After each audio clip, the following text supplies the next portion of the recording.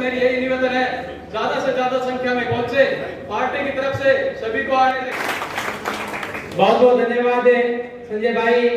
वक्ताओं में इस कड़ी के अंदर मैं अगली आवाज देना चाहूंगा बहुत ही मेहनती, जुझारू और इनकलाबी विचारों के रखने वाले सिरसा के इंसो के जिला अध्यक्ष भाई अमन गिल को कि वहां प्रदेश के अध्यक्ष सरदार निशान सिंह जी, राधेश्याम शर्मा जी, सभी का मैं स्वागत करता हूँ।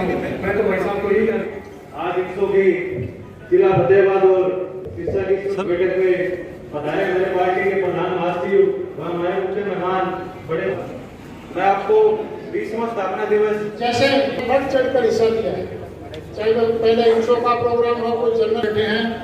सरदार निशान सिंह जी जिंदाबाद, जिग्नेश सिंह चौटाला उनका स्वागत करेगी ताकि ये तस्वीर यहाँ भाई साहब आज हमें अपना आशीर्वाद देने आए स्टेट प्रेसिडेंट और हम सबको निरंजनी के 300 इकाई के जिला के अध्यक्ष, इकाई के फतेहाबाद की, और तो भाई युवा का भी शायद आप ही हो। अच्छा, 5 तारीख को जो रणघोष कार्यक्रम जयपुर में रखा गया, अर्थात इंसो का 20वां स्थापना दिवस जो इस साल जयपुर में मनाने जा रहे हैं, उस कार्यक्रम के लिए कमर कसने का फैसला लिया है। ना केवल फैसला लिया बल्कि आप इंसो के नेताओं ने मुझे विश्वास दिलाया है, सरदार निशान सिंह जी को विश्वास दिलाया है कि फतेहाबाद और जिला सिरसा के कार्यकर्ता इस बार ज्यादा संख्या में जयपुर में अपनी हाजिरी दर्ज कराकर उसको ऐतिहासिक बनाने का काम करेंगे।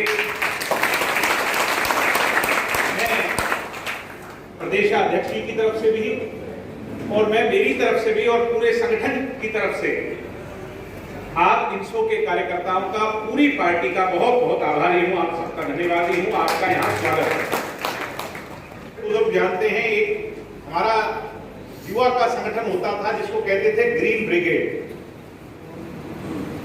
और किसी जमाने में उस ग्रीन ब्रिगेड के कारण बहुत सी बदनामी हुई, बहुत से ऐसे वाकये हुए जिसके कारण एक राय थी पार्टी के अंदर कि इस तरह की संगठन बनाने की पार्टी में जरूरत नहीं है, आवश्यकता नहीं। मगर डॉक्टर अजय सिंह चौटाला जी ने यह सोचकर कि मैं यूथ को एक प्लेटफॉर्म दूं, राजनीति में आने का भी दूं, और जो सामाजिक सरोकार से जुड़े विषय हैं उस पर भी हरियाणा का यूथ, इस देश का यूथ मजबूती से अपनी आवाज उठा सके, उसके लिए एक प्लेटफॉर्म दूं। बहुत से लोगों ने उसका विरोध किया, पार्टी के अंदर भी यह बात कही गई कि इसकी आवश्यकता नहीं। मगर डॉक्टर अजय सिंह जी ने एक बात कही थी कि नियत और नीति सही होनी चाहिए, सोच अगर सही हो, एम अगर सही हो तो आप रास्ता भटकोगे नहीं। आज 20 साल के बाद मीडिया के लोग बैठे हैं और आप बुजुर्ग बैठे हैं जिन्होंने पार्टी को सींचा है, जेजेपी बड़ी उसको भी सींचा है। मैं सिरसा में इस धर्मशाला में चौधरी देवीलाल जी के चरणों में बैठकर बड़े गर्व से कह सकता हूं, फक्र से कह सकता हूं सरदार निशान सिंह जी के सामने कि डॉक्टर अजय सिंह चौटाला जी ने जो पौधा लगाया था 20 साल पहले, वो अपने रास्ते से 1 इंच भी भटका नहीं, बल्कि जिस रास्ते पर उसको चढ़ाया कि आज दुष्यंत चौटाला हरियाणा के उप मुख्यमंत्री के पद पर आसीन है, उसमें अगर सबसे बड़ा अगर किसी की मेहनत है, सबसे बड़ा अगर किसी का दमखम है तो आप इंसो के कार्यकर्ता साथियों का है। इस बीजेपी पार्टी को अगर खड़ा करने में सबसे बड़ा सहयोग किसी का है तो इंसो के साथियों का। आज वो परिवार अपने 20 वर्ष पूरे करने जा रहा है। हमने सदैव एक बात कही थी कि हम इंसो के इन बाहों को खोलना चाहते हैं, हरियाणा में सीमित ना रख करके राजस्थान में, उत्तराखंड में, उत्तर प्रदेश में, पंजाब में लेकर जाना चाहते हैं। पिछले 2 वर्ष कोरोना के चुनौतीपूर्ण रहे। डॉक्टर साहब ने, निशान सिंह जी ने हमारी ड्यूटी लगाई पीछे पंचकुला में जब मीटिंग थी।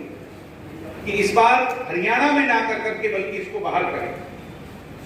युवा साथियों, 7 जिले हरियाणा के और 17 विधानसभा क्षेत्र राजस्थान से जुड़ती है।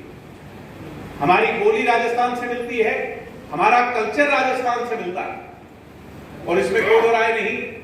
स्वर्गीय चौधरी देवीलाल जी जब देश के प्रधानमंत्री के पद तक आसीन हुए तो सीकर की सीट से वो जीत करके आए। डॉक्टर अजय सिंह चौटाला जी हमारी इंसो के मिशन के ध्वजवाहक दाता रामगढ़ से नौहर से जीत करके आए।